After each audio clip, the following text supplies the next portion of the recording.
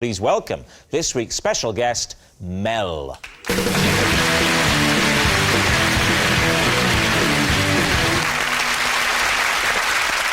So, Vernon, what is Mel to you? This is Mel, and he came to the rescue when I almost blew up a banana factory. David, perhaps you'd like to explain how you know Mel?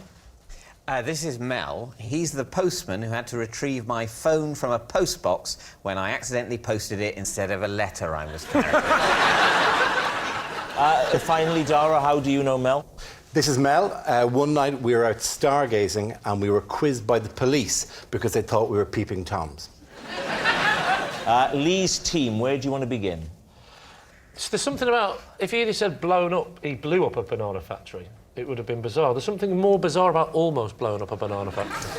What did you actually do in the banana factory? Well, what happens in a banana factory is that bananas come in from a foreign land, let's say the Caribbean, and they are ripened in Bolton. They're ripened in Bolton? There's not enough sun in the Caribbean. Did you work in this banana factory? I did, yeah. Right, what was your job? Do? Were you the banana straightener? No. Or were you the banana bender? Maybe they come in straight, and it's his big muscly body that turns them into that shape. That's what they do in Bolton. What are you up to? Oh, you know, just usual, bending me bananas. Surely it's a banana ripening plant, anyway, not a factory. Well, it's a factory because there was a conveyor belt, so I just... Wait, whoa. There's a conveyor belt. So someone puts it on and it's green. And by the end of the conveyor belt, it's ripened. How big is this conveyor belt, Vernon? And more to the point, what are you doing other than... Shall I straighten it? Yeah? What did Mel do? Mel, he was one of the foremen in the factory. There was only 4 men working in a banana factory. How did you almost blow up this banana factory? I was on a forklift truck, and what happened was I inadvertently drove into a gas heater and disconnected it. Right, and then what happens? And then the factory filled up with gas. Really properly fills? Yeah. What did Mel do? What did Mel do? How did he save you? Mel shut down the factory and evacuated the building.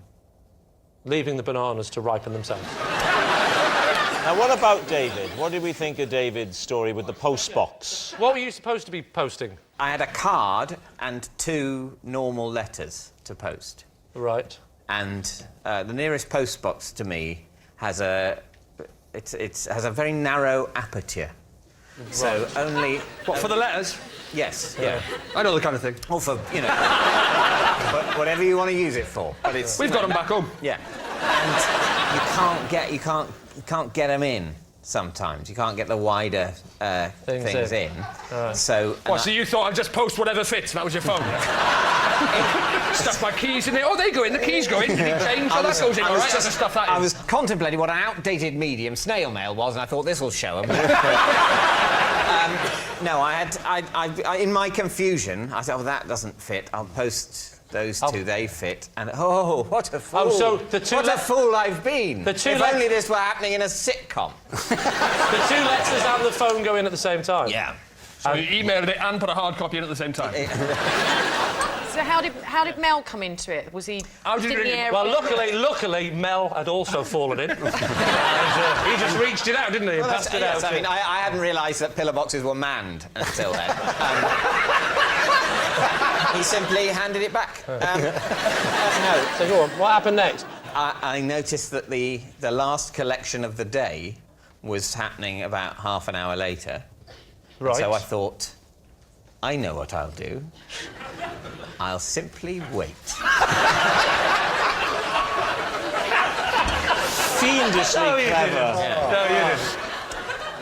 So what are you thinking? No, remind me again of your truth, lie. Mel and I were stargazing, and the police quizzed us because they thought we were peeping Toms. Was it just the 2 of you?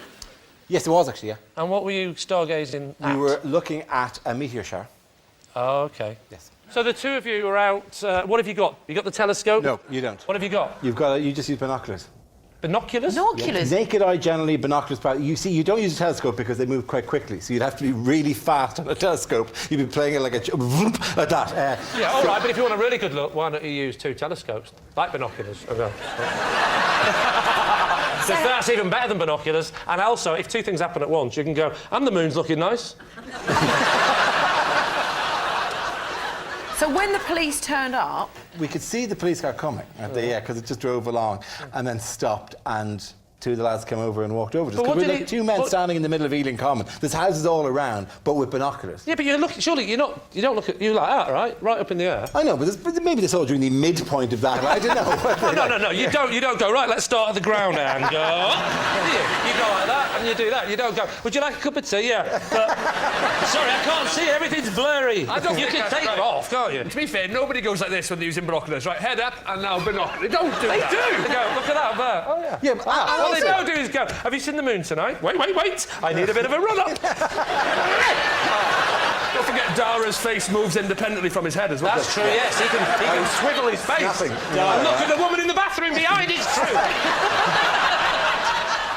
Right, Lee, we need an answer. Is Mel Vernon's banana hero, David's postman pal, or Dara's saucy stargazer? What do you think? I think the difficult thing is that Mel's got a tan, but you can get a tan in all three of those jobs. Well, he's going to the Caribbean a lot to pick up bananas.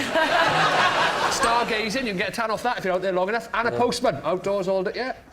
You know that stargazing is done predominantly at night.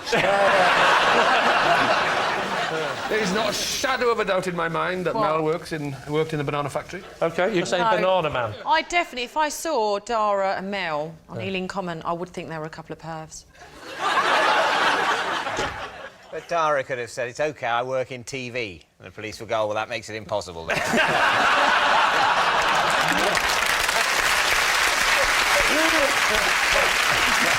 what are you going to say?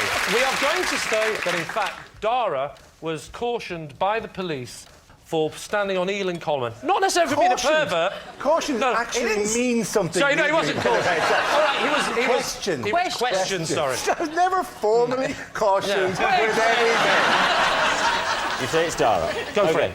So, Mel, would you please reveal your true identity? I'm Mel, and I rescued Vernon after once really...